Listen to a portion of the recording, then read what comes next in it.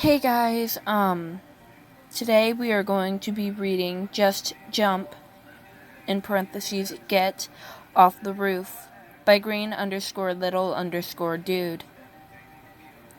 Summary. Everybody who knew Midoriya Izuku for long enough knew that this day was coming. The day he snapped. The day where he burned, not the world, but himself. He was too selfless, uncaring of what happened to him. He held too much kindness for others and none for himself. Sure, it was sad to think about, and nobody wanted the day to come, but they all knew it would. There are major triggers in this. I'm going to read out the triggers. Though this is a dead dove do not eat. Self-harm, implied/referenced self-harm, suicidal thoughts, suicide attempt, implied/referenced suicide, depression, anxiety, dissociation, depressed Midoriya Izuku, suicidal Midoriya Izuku. Izuku doesn't really eat or take care of himself in this fic. There's a lot of self-hatred and self-esteem issues. Midoriya Izuku is a bad parent, and So, this is also a song fic. The song is playing in the background. It's Song of Achilles, Come Down by Gang of Youths. If you haven't read the book Song of Achilles, it's a great book. I recommend it.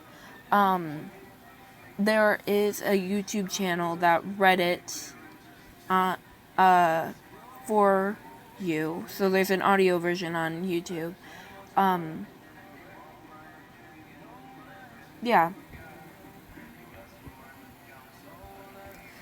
Relationships. Aizawa Shota and Midoriya Izuku. Bakugo Katsuki and Midoriya Izuku. Ashido Mina and Midoriya Izuku. Kirishima and Midoriya Izuku. Kaminari Denki and Midoriya Izuku. Midoriya Izuku and Shinso. Midoriya Izuku and Monoma Nieto. Midoriya Izuku and Yamada Hisashi. Aizawa Shota - Yamada Hisashi.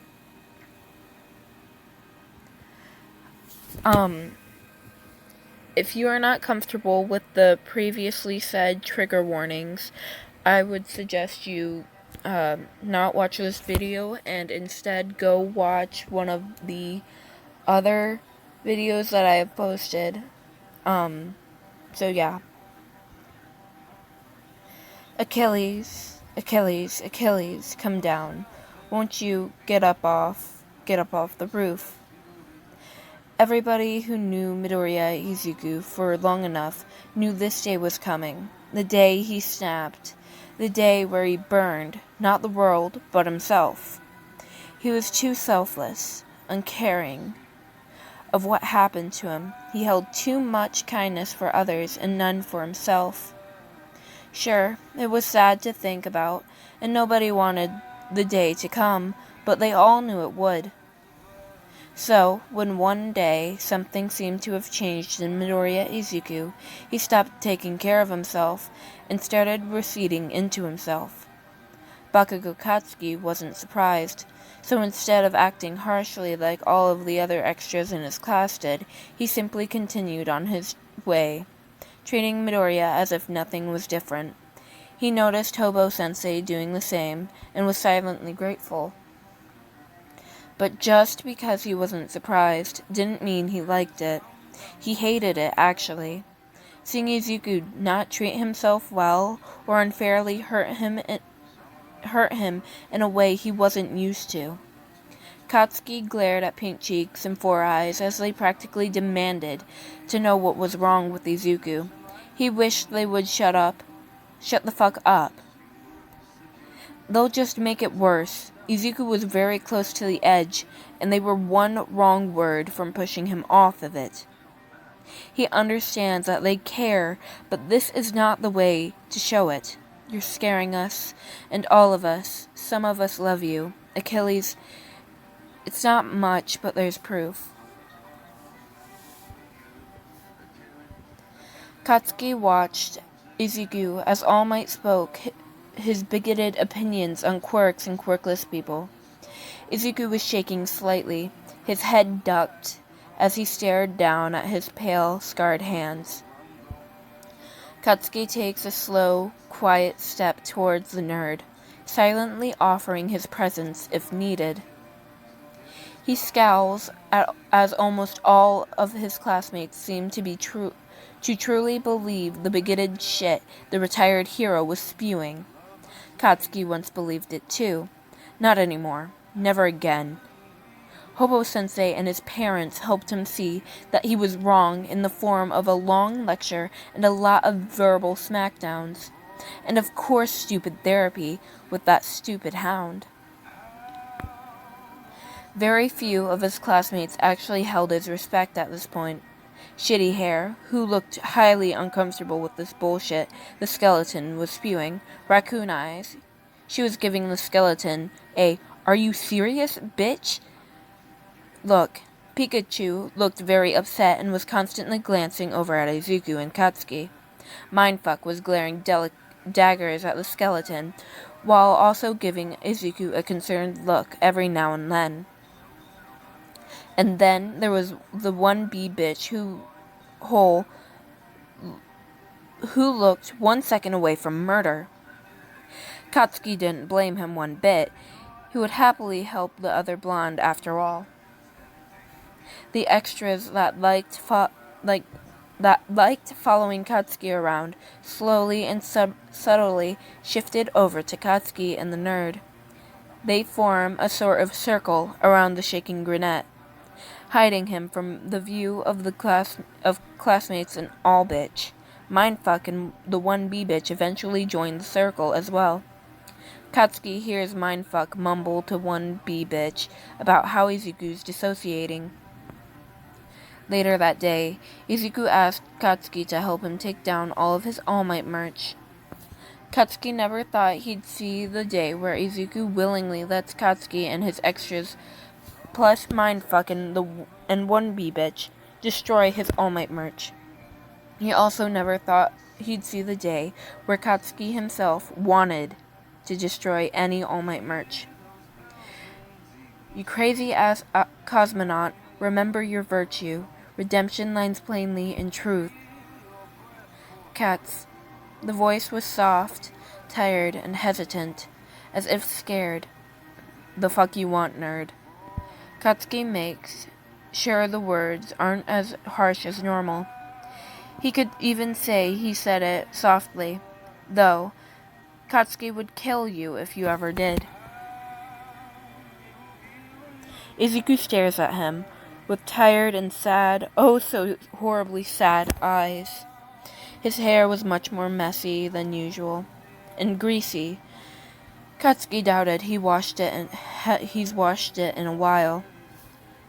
He's doubted that he's actually showered for a while. Thank you for sticking around, even if you weren't always nice. Katsuki's jaw tightens as he stares at the nerd. Memories of rude and hateful words once directed at Izuku flash through his mind. He forces down his unease with a scoff and a glare. What else was I supposed to do, dumb fuck? I can't let you get better than me. Izuku smiles softly, and Katsuki knows he's caught the true meaning behind the harshly spoken words. I'll always be here, you stupid nerd. Just humor us. Achilles, come down. Won't you get up off the roof? Anyone who's been in Izuku's room in the past weeks can tell you it's bare. The room, once an all-might shrine with a few other heroes sprinkled around, now dull and plain. Katsuki and one B-bitch had been trying to fix that, add at least some personality back into the boring dorm. But Izuku wasn't interested in bringing back the character to the room. I already have everything I need. I don't need anything else, is what he said as he stared blankly at the plain walls. Monoma frowned as he watched Izuku disappear into his own mind once again. Katsuki growled and grabbed one B-bitch and dragged him away. They would spend the rest of the night mindfucking Katsuki's extras there as well, compiling a list of everything they knew Izuku liked. His favorite colors were red and black. His favorite animals were a house cat, parakeet, and a crow. He loved to do analysis and draw. He loved to read fantasy and action books, no romance, and finally he loved cozy and soft things. So, after recruiting the help of Hobo-sensei and Loud-sensei, they set off to work to bring life back to Izuku's dull room. Loud-sensei helped them buy everything, even going as far as to pay for a good chunk of it himself. And then Hobo-sensei helped get Izuku out of the dorms long enough for Katsuki, Loud-sensei, and Katsuki's friends to set the room up. They had a very close call with Izuku coming back sooner than expected, but they got the room done before he arrived. Loud-sensei, not wanting Izuku to know he was there, ended up jumping out the window just as Izuku was opening the door. It took all of their power not to go look out the window to make sure he was alive. Izuku ended up loving the room. He thanked them all, and then did an odd sweep of the room, admiring the shelves full of new notebooks he could use and books he hadn't even heard of before. He marveled over the awesome pencils and pens that were nice to hold and easy to twirl between his fingers.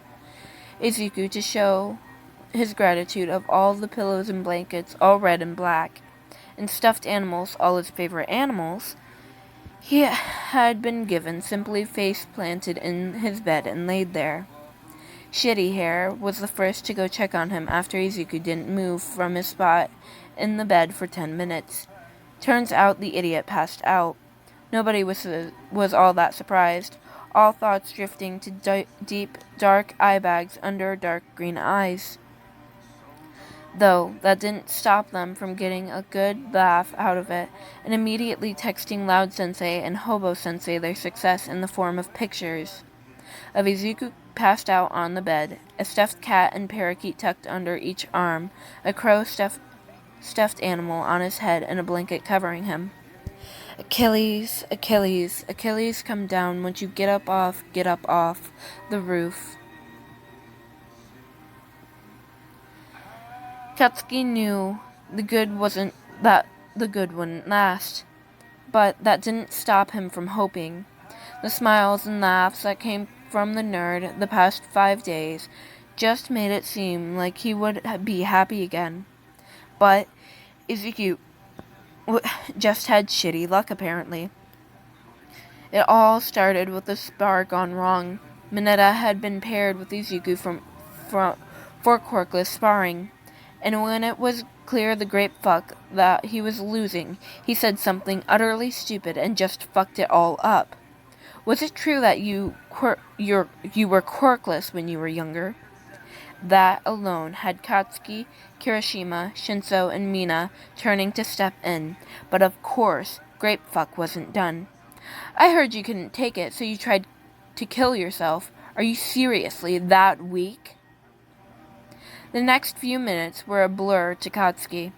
All he could remember was Izuku throwing Grapefuck through the wall, then just checking out of reality as he fell down on his ass. Katsuki vaguely remembers screaming at the Grapefuck as Shinso and Mina tried to get Izuku's attention as he dissociated. Kirishima was standing by Katsuki's side, a hand on his arm as he pulled Katsuki towards Izuku. Everything Grapefuck had said was true. It was a really long time ago that it happened. So long ago, Katsuki almost forgot about it. Nobody ever liked talking about it. Even the thought of it scared Katsuki. Izuku was very lucky that Auntie had found him in time. Any longer and he wouldn't be here right now. Katsuki didn't ever want to be reminded of that day, and he knew Izuku never wanted to be reminded of that day either. How the fuck did Grapefuck know? And what did Katsuki have to do to keep the fuckers silent?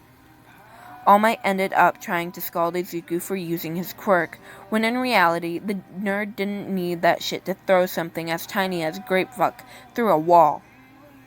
He continued to scold Izuku even as Katsuki and his friends tried to get him to back up. It took Aizawa-sensei coming after Shinso contacted him to finally get Izuku away from All Might. Later that week, after statements from both Mina and Izuku, Mineta Minoru was no longer enrolled in UA High School, and no longer allowed to become a hero at all. They were relieved to know that no one else would find out about anything Grapefuck had said. The self is not so weightless, nor whole and unbroken. Remember the pact of our youth. No one asked your opinion. There were times where Katsuki and Izuku would find themselves staying up late into the night, talking in one of their dorms, or just texting. They only ever talked about their youth, fond retellings of embarrassing and funny stories of their time adventuring through the playgrounds and parks. Izuku would constantly tell Katsuki about how much he missed his life before his diagnosis. How he missed being treated as an equal, as just another human being, not the weird, weak, quirkless kid that everybody hated. It was a time where he could say he wanted to be a hero when he grew up, and nobody would judge him or give him pitying looks. Izuku also admitted to Katsuki that people in their neighborhood still refused to believe he had a quirk, and constantly harassed him and called him a liar. His mom didn't even do anything when he told her, just told him to stay in the house where it was safe for a quirkless little boy like him. Katsuki glared at his phone when text had come through. Katsuki wished that he and Izuku could go back to that time as well. But this time, Katsuki would never treat Izuku different when he learns he was quirkless. And one day in the park, Katsuki and Izuku would be playing heroes, and they'd stumble upon 5 rainbow-colored extras, and they would play with them too. And in reality, Izuku would be the first quirkless hero, and the best hero ever seen. And he would have 6 best friends supporting him through it all. When Katsuki shared his dream with Izuku the next night, when they were huddled up on Katsuki's bed doing homework, Izuku would smile and say that sounded like the perfect reality. Katsuki couldn't help but agree. Where you go, I'm going. So jump and I'm jumping, since there is no me without you. The way Izuku would act sometimes truly scared Katsuki. He has known Izuku all his life. There wasn't a time he remembered when he hadn't known the nerd. So, he knew the nerd inside and out. He knew how Izuku ticked. He knew that even though Izuku may close himself off from others and avoided help, he never shut himself up in his room for days on end. He missed class, ignored the knocks on his door, ignored texts and phone calls, ignored Katsuki talking at him through his door. Katsuki was scared, truly and deeply scared. There was only one other time where this happened, and it had ended horribly last time.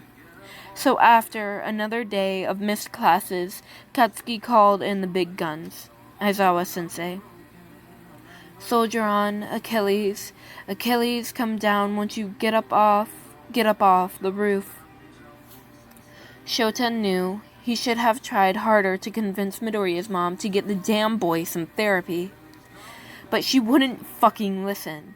No matter what he said or threatened to do, she just smiled and said she didn't think he needed it. That was bullshit. All the fights his class has had with villains of all kinds were enough for them all to need at least some therapy.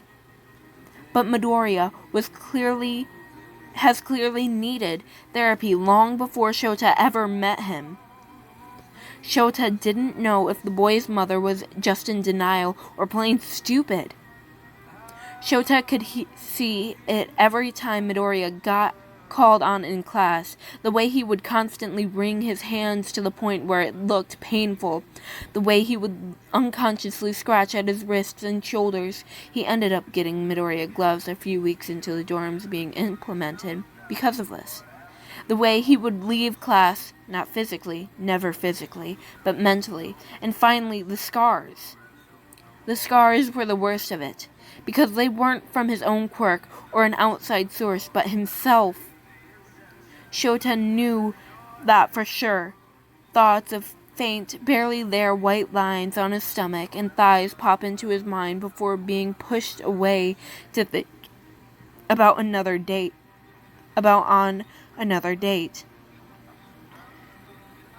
Shota didn't want to say this at first, but he will say it now without hesitation. He knew better than the boy's mother. He knew Midoriya needed professional help, and Shota will do what he can to get it for him. Though the way they light candles in Rome, but love the sweet air of the votives. Hurt and grieve, but do not suffer alone, engage with the pain as a motive. Midoriya. Shota knocks on the door. Apparently he hasn't left his room at all the past 2 days. He knew the kid hadn't come to class. His classmates had said he was probably not feeling well. He should have known better than to listen to the brats. He saw how Bakugo, Shinso, Ashido, Kirishima, and Kaminari showed their disagreement on their faces, how they glared at their classmates, uncaring if they got caught. When did he stop listening to his gut? After a few minutes of no reply, Shota speaks again. Kid, if you don't open this door right now, I'm coming in. Not coming out of your room for 2 days isn't good for you. There isn't so much as a shuffle from inside the room. Shota glares at the door, waiting for a couple seconds more. After giving Midoriya a fair amount of time to get out of bed, or whatever he may be, and open the door, he pulls out his master key and unlocks and opens the door himself. All the lights in Midoriya's room are off, forcing Shota's eyes to adjust to the dark surrounding them. Shota steps inside the room and closes the door behind him until there is only a crack. He stays by the door, not wanting to push Midoriya too far. He's already in the kid's space. Midoriya, kid, are you okay? The lump on Midoriya's bed shifts. A pillow and a few stuffed animals fall off the bed and onto the floor. Midoriya turns and glares at Shota. He's very clearly annoyed. Fuck off. Midoriya's voice, hoarse and rough, but harsh and annoyed at the same time. Kid, you need to get out of your room, or at least have something to eat, Shota insists. You can't keep doing this to yourself. Midoriya flops back down on the bed, once again facing away from Shota. I don't give a shit. I don't want to see anyone.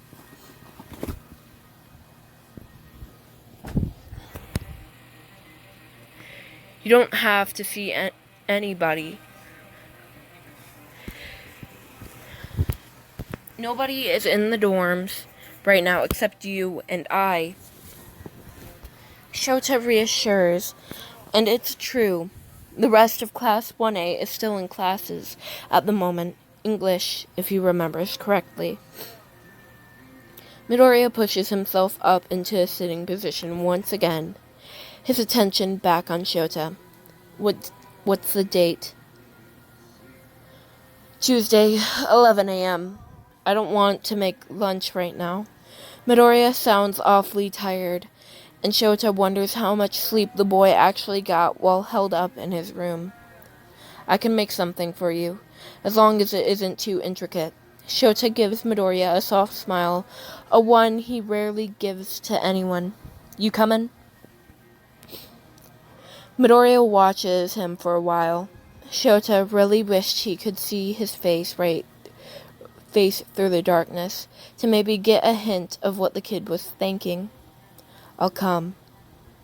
Today of all days, see how the most dangerous thing is to love. How you will heal and you'll rise above. Aizawa sensei. Shota looks up at the grilled cheese he was making. Midoriya, the kid of simple tastes. His kind of kid. Yes. I don't think I can get better. Midoriya sounds so empty as he spoke. I've been like this for so long. It's never gotten better. No matter how hard I try, it never works. Shota frowns at the kid. He remembers a time where he felt the same way, where the only thing that seemed to fix anything was a small blade and lighters. He remembers the hopelessness he felt as he came upon the realization that he was addicted not to alcohol or nicotine, but to scarring his skin and pain. I think you can get better. Why? I did, and so many other people as well. Midoriya frowns at Shota, his brows furrowing with frustration.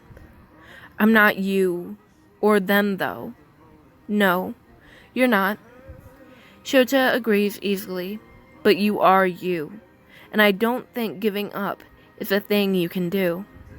Midoriya slouches forward, his forehead resting on the cold countertop. The slight shake to Midoriya's shoulders is the only hint that he's crying. His voice is shaky when he speaks again. I'm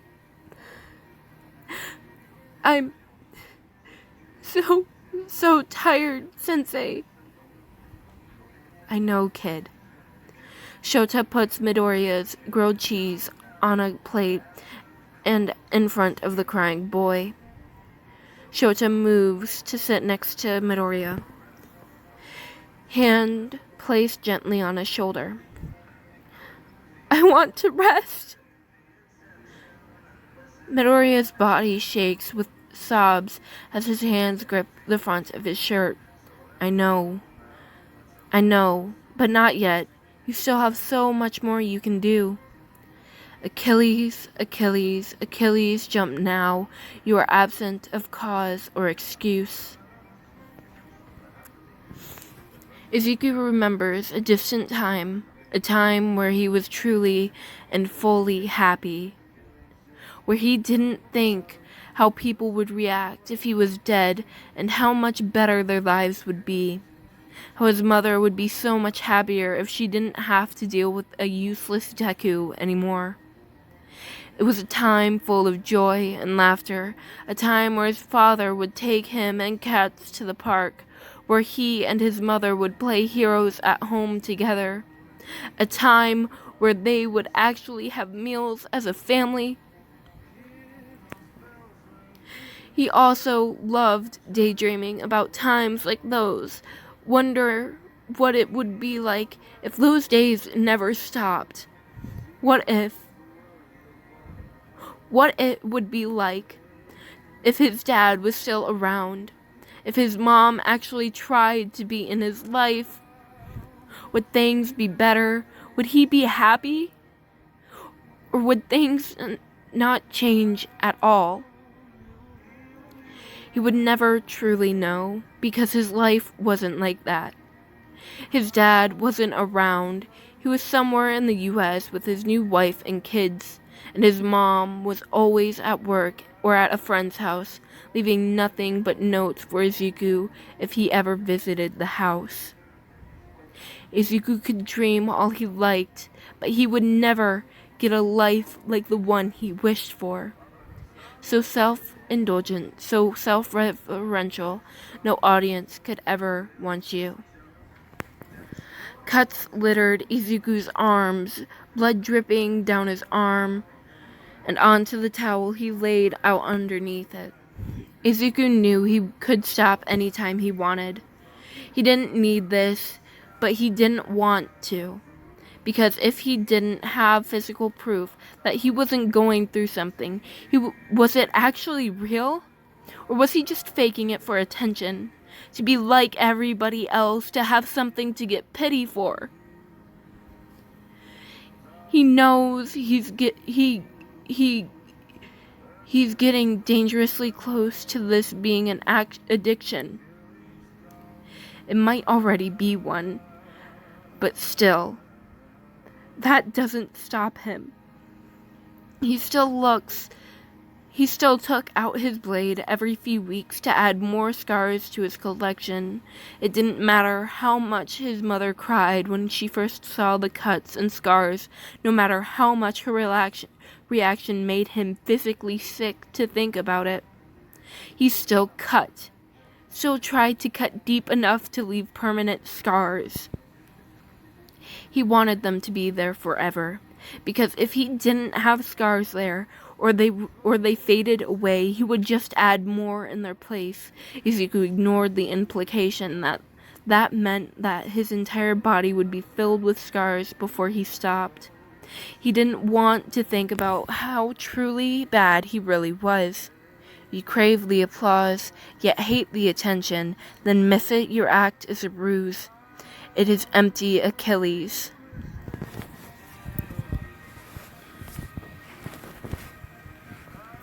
Izuku remembered how his mom reacted in the hospital when he woke up after his attempt on his own life. He didn't think he could ever forget. She screamed at him, tears running down her face as she demanded to know what was so wrong with his life. She screamed if it was her fault, about how she had done everything for him and how this made it seem like he didn't care about what she did for him. He later ended up telling the nurse that he should be hospitalized and not go home for his suicide watch. He was at the hospital for a full week and a half. His mother never visited once.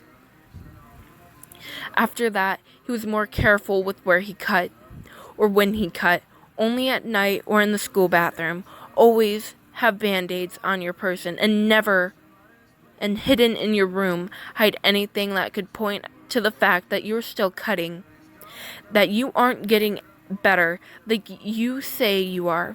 She can never know, never let her figure it out. So end it all now. It's a pointless resistance for you.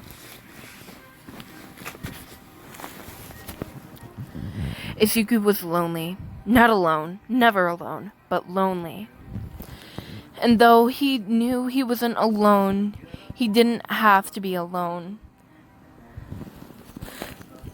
That didn't stop him from feeling like he was alone. He had plenty of people in his life who cared about him, who loved him.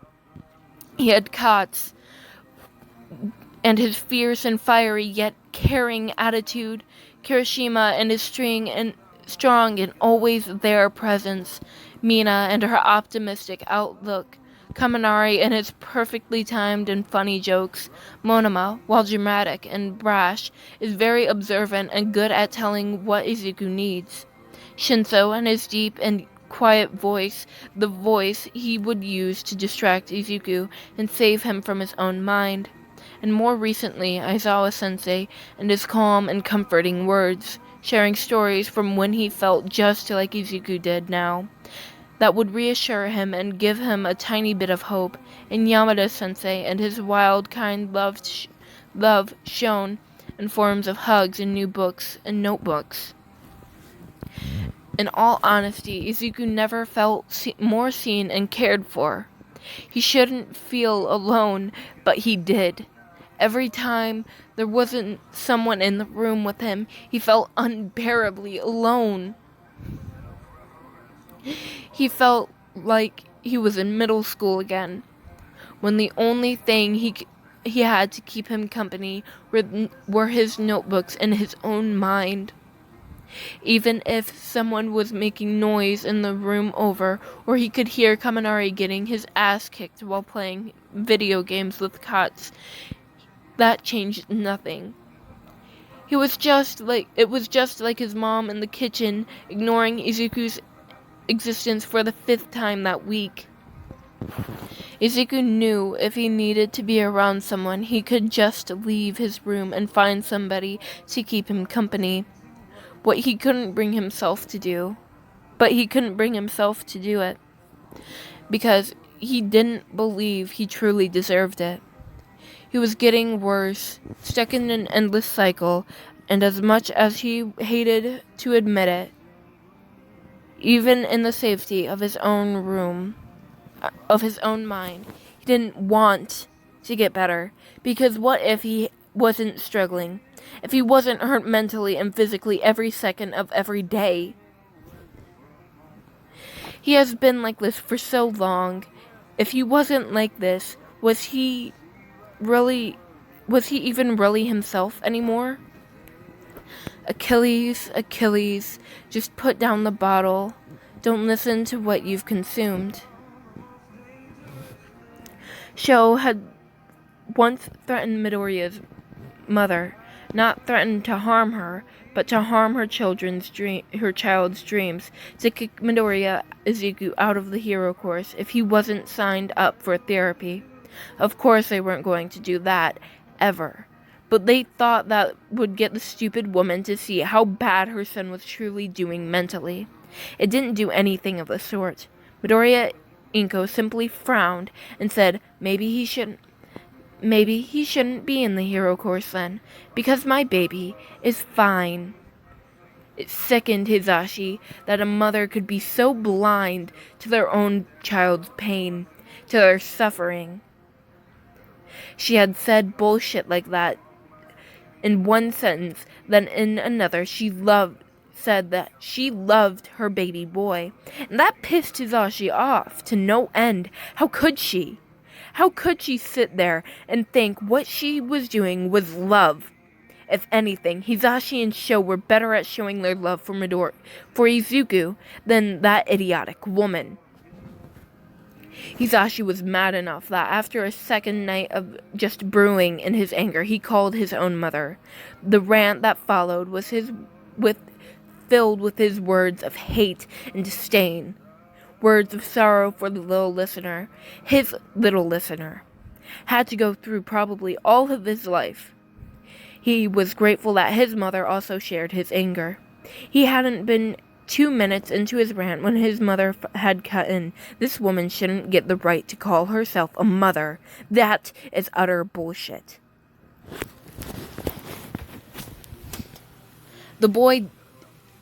Boy, did she state his and Sho's feelings on the matter perfectly. After that, there had been plenty of scheming on what to do to get Midoriya Izuku therapy.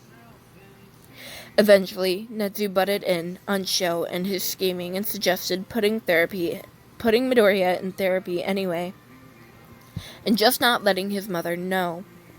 He had said that Hound Dog was willing to have Midoriya come into his office on campus any time after classes were over, as long as he wasn't busy. Hisashi and Sho immediately agreed to bring it up with Midoriya. If that didn't work, nobody was really sure what they would do, because the little listener needed help. Help that couldn't be provided by his friends and teachers. He needed professional help. It's chaos, confusion, and wholly unworthy of feeding, and it's wholly untrue. Shota was tasked with telling Midoriya that they, Netsu, Hound Dog, Zashi, and him, wanted to put him in therapy without his mother's knowledge. Shota knew he was going to be telling the kid, but that doesn't mean he has to like that he's the one with the burden. In fact, he was dreading the conversation because he had no idea how the kid would react. He could react horribly, or he could react wonderfully. He really hoped it was the latter. But he's always had shitty luck, so he didn't have a lot of hope. Midoriya. Shota calls out after class one day, after he has schooled his nerves. He knows he's being dramatic, but something about Midoriya just made him worry.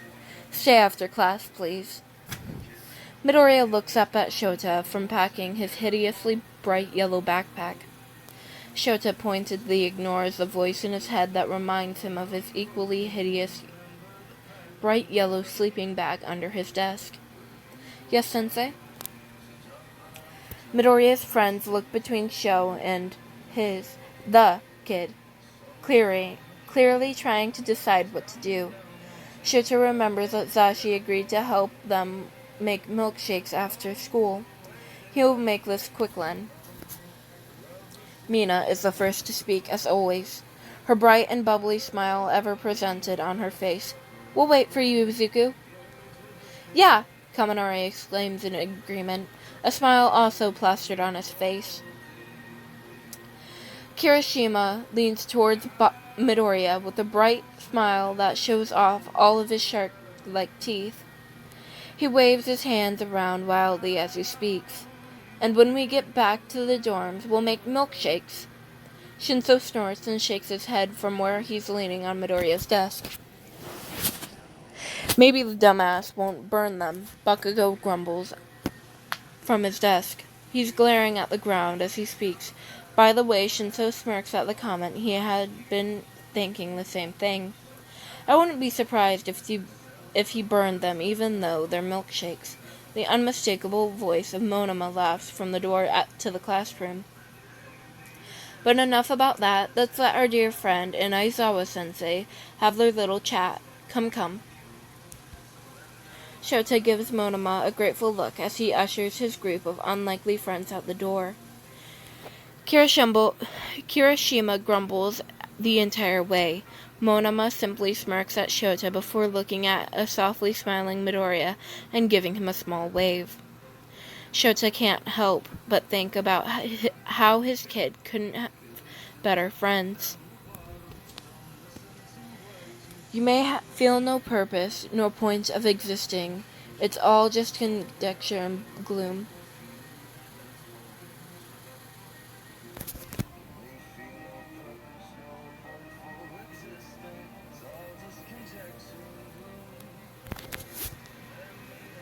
Shota watches as Midoriya processes what he had said. Shota was rather lucky that Midoriya was the type of person to listen and not butt in unless he felt like he truly needed to. The conversation would have been much longer if he wasn't. Shota loved the kid, but he did not want to deal with Midoriya's questions cutting into his speech every few seconds. That would just be a nightmare in real life. Midoriya is mumbling to himself, his head tilted down towards the floor. The kid looked deep in thought. Therapy? Without Mom knowing. Correct, Shota confirms, despite knowing the kid was talking to himself. Midoriya's head snaps up to look at Shota, his eyebrows furrowed with confusion. He looks slightly frantic when he speaks again. How will I pay? Therapy's expensive. Shota panics slightly as the kid's frantic and horrified exclamation. You won't, Shota says quickly, holding his hands out in front of him in a placating manner. Hound Dog agreed to see you after school for therapy lessons. They'll be free and you won't need to pay anything. If you don't need to pay for something or if you do need to pay for something or for some reason, Zashi and I will be paying for it. Be willing to pay for it. Your mom will never need to know. Midoriya stares at Shota with an awestruck expression, his hands trembling by his sides. The kid was making him feel like he had just hung the sun and moon. Really? Yes, really. Midoriya takes a deep breath. I'll try it. Shota lets out a relieved breath, glad that you know what? Fuck it. This is his kid. He was being a much better parent than his so-called mother. He was glad his kid was at least willing to try. He smiles softly at the boy. That's all I ask. And there may not be meaning, so find one and seize it. Do not waste yourself on this roof. Aizawa, Midoriya mumbles when Shota finds him sitting on the kitchen floor late in the night, a glass of water by his feet. Shota sits down on the floor beside the kid, leaning back against the island. Yeah, kid? Do you really think I can get better? Do you think I deserve to get better? I say I've tried to get better, but I don't think I've actually have been. Shota looks over at Midoriya. His kid was staring numbly at the wall across from them. There was a slight tremble to his entire body. His hands gripped his arms tightly from where they were holding his legs, close to his chest. His dark green hair was casting a dark shadow over his eyes. Everyone deserves to get better, no matter how much they have tried to get better in the past. Shota states, shuffling closer to Midoriya. He makes sure to take the glass of water and place it out of the way on the countertop above them. I never actually tried to get better until 2 months after I graduated high school. Midoriya looks at him for a moment before going back to looking at the wall. Really? Shota nods. Really. That doesn't mean you can do that. That doesn't mean you can do that, though. I would prefer if you start trying a lot sooner than I did. His kid's head falls onto his shoulder. Shota feels his shoulder become wet almost immediately. Shota brings his arm up and rests it on Midoriya's shoulders. They sit in silence for a moment. It was an okay silence, calm and comfortable. I don't know if I want to get better, Midoriya admits. That's fine, Shota says softly. That's why you're going to therapy, to help you want to get better. Midoriya breaths are uneven, and he can barely even choke out a soft, okay, before he breaks down into sobs. Shota holds him close, whispering words of comfort as he rocks them back and forth. Hear those bells ring deep in the soul, chiming away for a moment. Feel your breath course frankly below. See life as a worthy opponent. Aizawa. Shota finds Izuku up late a few times after that. Each time he would sit with the kid, letting him talk when he needed, or if he didn't want to talk, Shota would just ramble or about some lighthearted story he randomly remembered. Sometimes, though, mostly on weekends, he would take his kid to his and Zashi's on weekends. To his and Zashi's on-campus apartment, and they would watch movies or a TV show of Izuku's choice. Tonight was one of those nights. Shota was in the kitchen, scooping some chocolate ice cream into a bowl for Izuku, and mint chocolate in a bowl for himself. Izuku in the living room, scrolling through Netflix for something to watch. Zawa, yeah, kid? Shota answers, looking up from the ice cream. Can we watch Umbrella Academy again? Izuku asks hesitantly. Shota smiles at the kid as he grabs strawberry ice cream from the fridge for Azashi. If that's what you want to watch, I don't see why we can't. Izuku frowns and bites his lip as he looks at the TV from the corner of his eye. Would Hizashi be okay with that? I know he can get bored of something if he sees it too much. It was a valid point. Zashi did get bored of things rather quickly, but if Izuku wanted to watch, Zachi would watch it without hesitation or complaint, even if this was their fourth night in a row watching it. Zashi would happily watch it. Don't worry, kid. Shota reassures as he grabs 3 spoons from the drawer. Are you sure? 100% Izuku. Don't worry so much. Shota hands Izuku his ice cream and smiles. He places Zashi's on the coffee table. We need to make sure the cats don't eat Hizashi's ice cream, Izuku points out, taking a bite of his ice cream.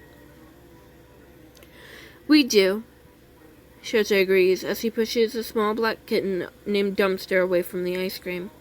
Zashi, the cats are trying to get your ice cream. There's a loud gasp from in Zashi's bedroom. No! Izuku laughs as Zashi sprints into the room, grabbing one of their tabbies just before it starts to dig into his ice cream. Sho, you did this on purpose. Mayhaps. Shota smirks up at his husband as he takes a bite of his ice cream. Zashi pouts at Shota. Izuku only laughing more at the sight. Zashi is very clearly having a hard time keeping that pout on his face. If the way his lips were trembling slightly was anything to go by. He huffs and flops down on the couch beside Izuku. Do you see how mean he is to me, little listener? Zashi asks, jabbing his thumb in Shota's direction. Izuku nods his head dramatically. I told him not to put the ice cream there. Shota snaps his head in the kid's direction. What? That's bullshit. You didn't say that. Let's watch the show. Izuku smiles, hitting play on the remote. Brat. Yeah, Shota rather enjoyed nights like these. They were much better than letting his kid suffer alone in his room. Today, of all days, see how the most dangerous thing is to love, how you will heal and you'll rise above, crowned by an overture of bold and beyond. Ah, it's more courageous to overcome. Ah. Katsuki knew he had how much therapy could help a person. It helped him a lot after all, but the person needs to want to get better for that to work, and Katsuki wasn't sure Izuku wanted to get better. He may say he did, but he didn't think that was truth. He probably wanted to believe he wanted to get better, but actually didn't. And that scared Katsuki. Therapy didn't help everybody, even though some people wished it would. It just didn't. Katsuki didn't know what they would do if therapy didn't work for Izuku. Antidepressants? But what if that didn't work either? Sure, having friends and people that care about him has helped Izuku a lot more than some people could tell, but that didn't mean it always worked. It didn't. When Izuku would hide himself in his room and lock the door behind him. Fuck, that hurt. It didn't work when Izuku would push himself too far, too fast in training and injure himself. It didn't work when he says he isn't hungry for days on end and only eats dinner. And it would never work on days where they had breaks and were forced to go home. Izuku couldn't keep living like this. It was beyond bad for him, but Katsuki knew he didn't care. He didn't want to stop living like this. He didn't 100% want to get better. And if you don't want to get better, you never will. So safe to say, Katsuki was worried. He wasn't overthinking. I guess it was good he has therapy with the Hound in the morning. You want to acclaim the mother of mothers. It's not worth it, Achilles. The more ponent.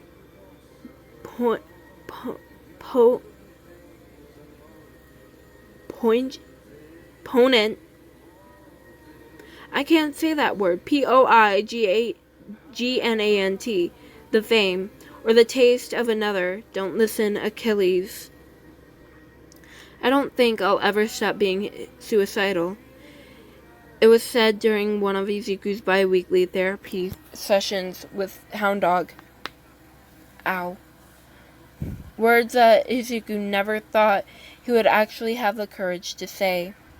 Izuku wasn't sure if it was the exhaustion from not sleeping the night before, or he just didn't think before he spoke. Why is that? Hound Dog questions with a tilt of his head. Izuku found it fascinating how dog/hound like he actually was. I'm probably going to kill myself when I'm older anyways. Izuku states with a shrug. He doesn't look at Hound Dog, instead staring at the messy and colorful painting on the wall. When? Why would you do that? Because I don't want to get older. I don't want to deal with the responsibility. The words were spoken softly. The only reason they were heard was because of Hound Dog's enhanced hearing. It's going to be when I'm 22. Hound Dog makes a face, one that Izuku's going to assume is a frown. 22 is rather young. Why 22? Because that gives me enough time to see what the world is like, and gives me another year worth of time to have legal access to alcohol. Izuku smiles slightly when he says the last bit. He knows that it is not something he should be smiling about, but he couldn't help it. There was just something about the sentence that made him want to smile. Do you have a plan on how you're going to end your life? Izuku fiddles with the hem of his shirt. I'm probably going to overdose. Or jump. Okay. Hound Dog types something in his computer that Izuku can't quite see. Izuku, do you know what suicidal ideation is? I think so. Can you tell me what you think it is? Izuku bites his lip nervously. The only thing stopping him from scratching his arm as well are the plain black gloves Shota had gotten him. It's when you think about killing yourself and don't really have a plan to do it. Correct. Hound firms. Did you ever think you might have it? I know I have it. Izuku states without hesitation. Hound Dog nods his head in approval. That's good. That's the first step. The first step is always to be aware of it. Do you know what the next step would be? Izuku shifts in his beanbag. Probably treatment, but I don't know what that would be. That's what we're going to be figuring out. But be real and just jump. You dense motherfucker, you're worth more, Achilles. You will not be more than a rat in the gutter, so much more than a rat. What has stopped you from reaching out about how you felt? Hound Dog questions during one of their sessions. And though his voice held no judgment, only curiosity, Izuku felt like he was being judged, or at least would be judged for his answer. I don't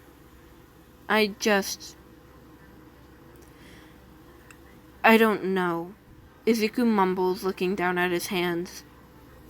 Hound Dog watches Izuku for a moment. His lingering gaze makes the boy squirm. I think you do now. Izuku bites his lip and keeps his gaze firmly on his lap. The only thing he does to acknowledge Hound Dog had said anything was a tiny shrug of his shoulders. He shoves his hands under his thighs in hopes of hiding their shaking. You don't have to tell me anything, Hound Dog says calmly. But I would like you to know. I won't judge you. Izuku bites back a groan and he flops backwards in the beanbag. That's what I'm scared of. Judgment? Hound Dog guesses easily. Yes. That's a rather normal thing. Everybody is afraid of judgment. Izuku makes a frustrated noise as he shifts once again in the beanbag, his hands coming up to harshly rub out his eyes. But it controls everything I do. I never really try my best at something, even if I think I'm good at it, because I'm scared that I won't be good at it and then people will judge me for being bad at it. Or I'll just be doing something I've done forever and someone will say it's weird. I hate doing things in front of people because I don't know if I'll be judged for what I'm doing. And I hate talking about how I feel because of the same thing. Hound Dog is silent for a moment after Izuku's rant, probably trying to figure out what to say. Don't you think you would be judged more if you didn't try your best? Izuku groans loudly before twisting and face-planting into the beanbag. Probably, but I'll never know because they'll never know I'm not trying my best. That's the point. Okay. Hound Dog speaks slowly. What if you did try your best and people liked you more for it? I don't know and probably will never know. Izuku grumbles into the beanbag. It's like a goddamn fucking phobia. It's anxiety. He huffs and crosses his arms over his chest. I know, and I don't like calling it that because I don't know if it's actually anxiety. Izuku. Hound Dog sighs slightly. I'm a professional, and I'm telling you, it's a form of anxiety. I know, but still. You want my opinion. No one asked your opinion. My opinion you've got. You've asked for my counsel. No one asked for your thoughts. I gave you my thoughts. Izuku pops his knuckles anxiously as he impatiently waits for Hound Dog to say whatever he's thinking about. Have you self-harmed this week? Izuku sighs at the routine question as he gets almost every week. He honestly should have expected that question next. He always started with the version of, how have you been this week? And then the usual, have you cut this week? Izuku never really liked to think about the answer. But the answer was usually always yes. Yeah, on my hip. Hound Dog studies him for a moment. Wouldn't that hurt with everything you do in heroics? That's not a question. Hound Dog didn't usually ask questions like that. Izuku shakes his head. It stings at first, but after a while you get used to it. I see. How much did you cut? Izuku mumbles a minute before saying, more audibly, quite a bit. Hound does his version of raising an eyebrow before asking, how much is quite a bit? Izuku makes a circle on his hip where he cut. It wasn't too big, but it wasn't small either. They're pretty close together. How did you make sure they're clean and bandaged? Oh, did you make sure they were cleaned and bandaged? Yep. Hound Dog is silent for a moment as he looks at something on his computer. He turns to Izuku and considers him. Have you tried rubber bands or holding ice cubes in your hands? It doesn't work. Izuku furrows his eyebrows and shakes his head. I've heard the rubber band trick, but not the ice cubes. The ice cubes trick is where you hold an ice cube in your hand until you physically can't anymore. I'm pretty sure Aizawa can use the ice cube trick. You can ask him about how well it worked. Hound Dog watches as Izuku nods along and considering a considering look on his face. I like to suggest the rubber bands, and because because you can use them anytime you need, and they're more accessible. Izuku absent-mindedly does the motion of popping his knuckles, despite knowing he wouldn't get the pop, as he thinks. The rubber bands sound like they would work, but he would have to try the ice cube trick himself before deciding that. Shota might also know some tricks that he could ask about if he needed to. Okay then, I'll try them. I can try them. That's good.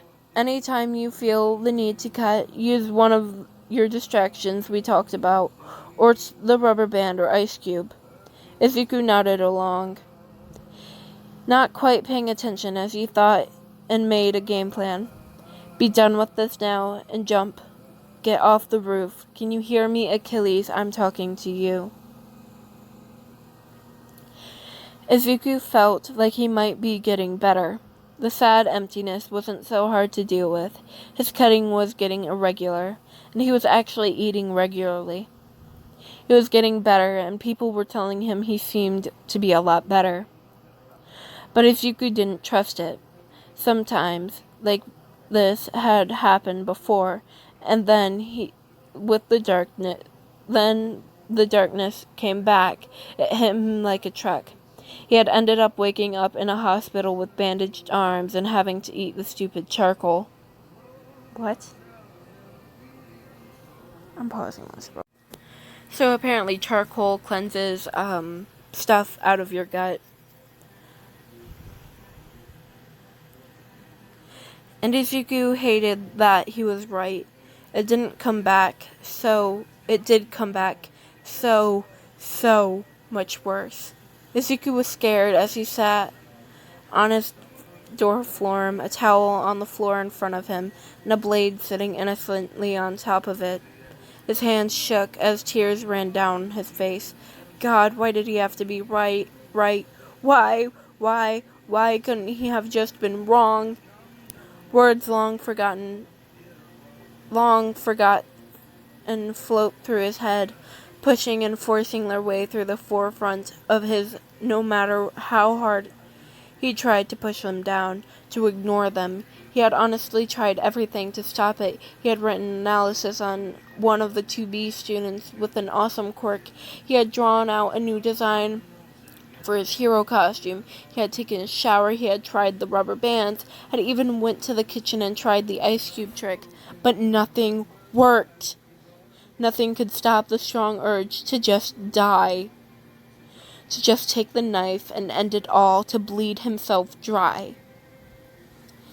Izuku stares down at the cuts littering his arms, blood dripping down his arm in an endless flow.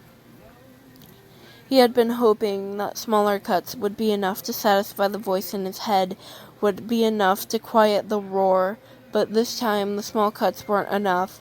They wouldn't scare long enough. He needed to scare. He wanted it to be there for a long... Oh, scar. It meant scar. He needed it to scar. He wanted it to be there a long time, yet years upon years of his life. Because when the scars were there, he was normal. He could always count on them being there. They made him feel real, understood. The cuts just seemed to multiply on his left arm until he was forced to move to the other. There simply wasn't enough space on his left arm anymore, and the feeling still wasn't going away. He needed to cut more to make it go away, to make the hopelessness, the fear, the anxiety, the bone-deep sadness, and the exhaustion to go away. That's how it worked, after all, wasn't it? But the cuts were never deep enough to satisfy the stupid voice in his head. It was like a mantra, a constant chant of deeper, until cutting deep was the only thing he could possibly think about. But then came the next problem. The cuts were clotting too soon, and they never bled long enough for the voice to be satisfied. Cutting deeper would make it bleed more, right? But even cutting deeper and longer cuts that bled for longer that then should be comfortable wasn't enough, at least to Izuku. That didn't seem to be bleeding long enough. To any other person, they were bleeding too long and too deep, horrifyingly deep even. But Izuku wanted to bleed, needed to bleed. It was the only way to make his feeling go away, to get the little nagging voice in the back of his head to go away for at least a little. The voice that told him he was worthless, nothing but a useless waste of space that needed to be gone, to leave, to die. He was getting frustrated, though, and instead of slow, careful cuts he normally did, the slices were harsh, tearing through the skin rather than cutting. The quicker cuts cut a lot deeper and tended to bleed a lot more. So Izuku liked those more. Izuku also found the sound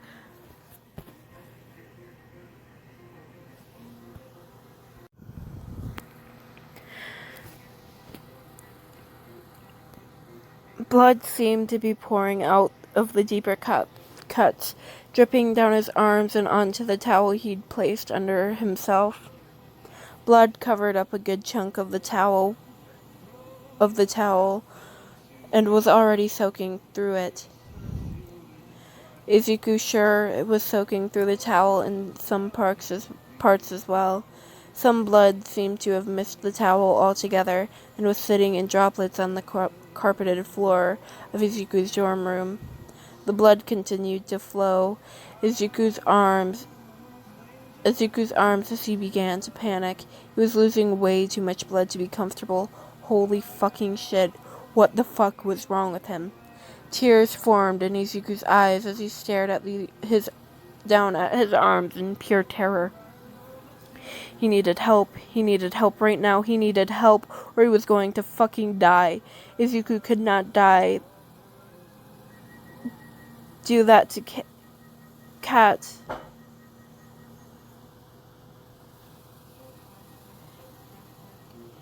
He could not do that to... Oh, Kai. He could not do that to Dobbs. Oh, shit. Izuku grabs the towel and wipes the blood off from his arms. It smeared as he tried to clear some of it away. It doesn't really do much considering the amount of blood already on his arms, but it did enough. He needed to make sure the blood didn't drip or get on his phone when he grabs it. He needs Shota. I'm talking to you. I'm talking to you. I'm talking to you.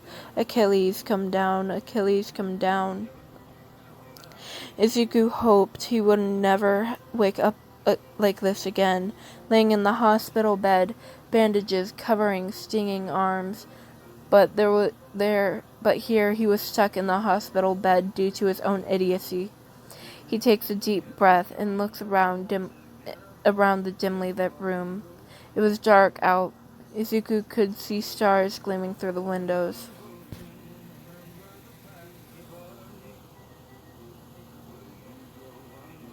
Gleaming through the window of the hospital room.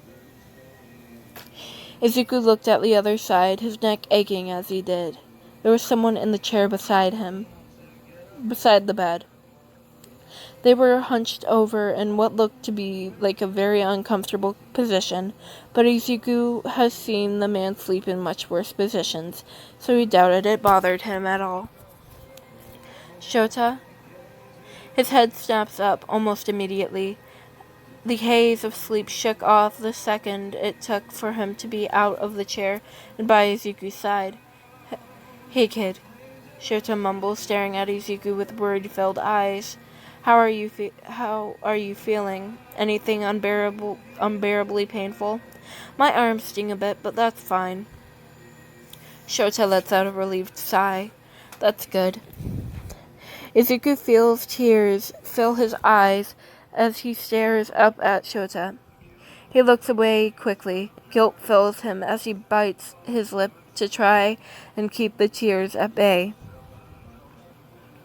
Shota does not deserve that or any of this. I'm sorry, Izuku croaks. I'm so sorry. A sob escapes Izuku as he lurches up and hunches into himself. I thought I was getting better. Please don't be mad at me. Izuku, Shota says softly. He places a gentle hand on Izuku's shoulder. It's okay, I don't blame you. I would just be a hypocrite if I did. Sure, it was a mistake, a very bad one, but I would never be mad at you for it. You scared the shit out of me, but you didn't make me mad. But, my mom was furious when I woke up, screamed at me. I'm not your mom. Your mother reacted very wrong and hurt you. I won't do that to you, Izuku. You deserve better. Izuku stares at Shota in shock. Really? Really? Shota promises. He smiles at Izuku, tears of his own in his eyes. Izuku had never seen Shota cry before. Can I have a hug? Of course, kid. Throw yourself into the own with a pace and a fury defiant. Clothe yourself in beauty untold and see life as a means to a triumph. Izuku ended up staying with Shota and Hisashi during his time on Suicide Watch. A lot had happened in that time. They decided it would be best if Izuku went to therapy tri-weekly instead of bi-weekly. Izuku was actually the one to suggest it. The request had been spoken softly during dinner. Shota and Hisashi agreed immediately. It was also decided that Izuku wouldn't be in his mother's custody any longer. It was doing more harm than good. Izuku had cried when Shota and Hisashi asked him to be their son. There was a moment of panic between the two men before Izuku launched himself into their arms and said, I would love that. Izuku, instead of wishing for the time when he was younger, now looked back and thought, if only younger me could see me now. It took a while, and it was not a linear path. There were many ups and downs, but Izuku could now look at himself in the mirror and confidently say he didn't need constant pain and suffering to be himself. He just needed to be. He couldn't possibly be happier, and sure, sometimes he would spiral again, and things would get bad, but he had great friends and family to help him pick himself back up and push forward. Instead of wishing for the time when he was younger, Izuku now looked back and thought, if only younger me could see me now. Because younger Izuku would be so happy if he saw himself now. Today of all days, see how the most dangerous thing is to love, how you will heal and you'll rise above, crowned by an overture bold and beyond. Ah, to be more courageous, to overcome. It's more courageous to overcome.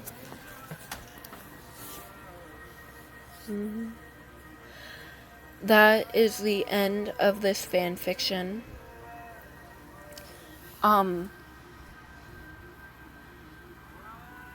If you are struggling with depression, suicidal ideation, and or self-harm, please get help for it.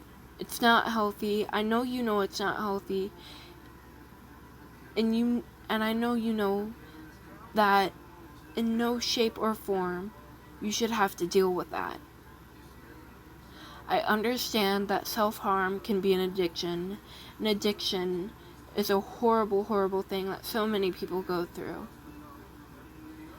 But beat the other 98% and get through that addiction. I believe in you.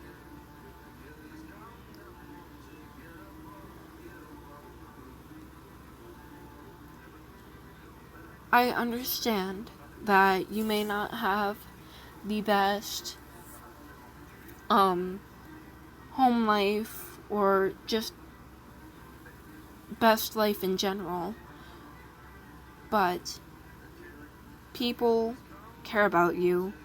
I most definitely care about you. I may not know you, but the thought of others in pain severely hurts me. I don't know why, but it does. And I don't want y'all to be in pain.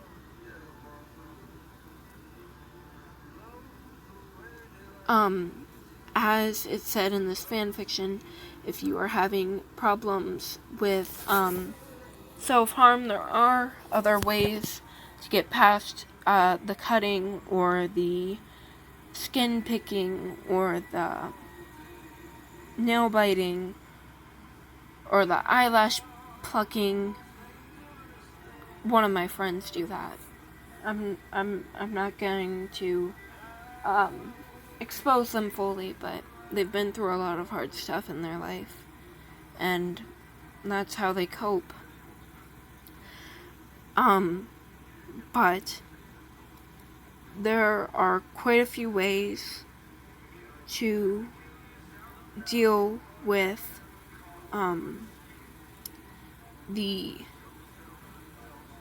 urge to self-harm. You can snap a rubber band on your hand, or you can hold ice cubes, or if you're just looking into it for the sight of blood, you can put red dye, either on or in an ice cube and hold that so that it melts, and that will help out somewhat.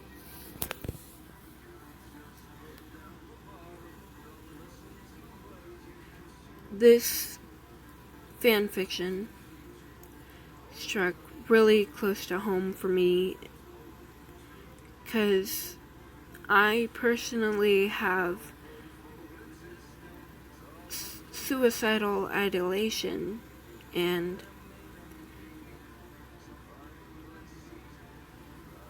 I'm not telling you guys any more about that. I'm not ready for that. But if you're past this point, a few fun facts about me is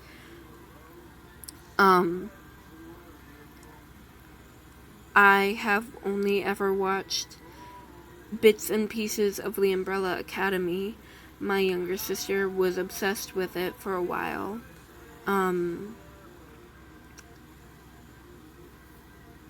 My favorite ice cream is Superman ice cream. My second favorite is mint chocolate ice cream, and my third favorite is peanut butter chocolate ice cream. Please, I would love to know your guys' favorite ice creams.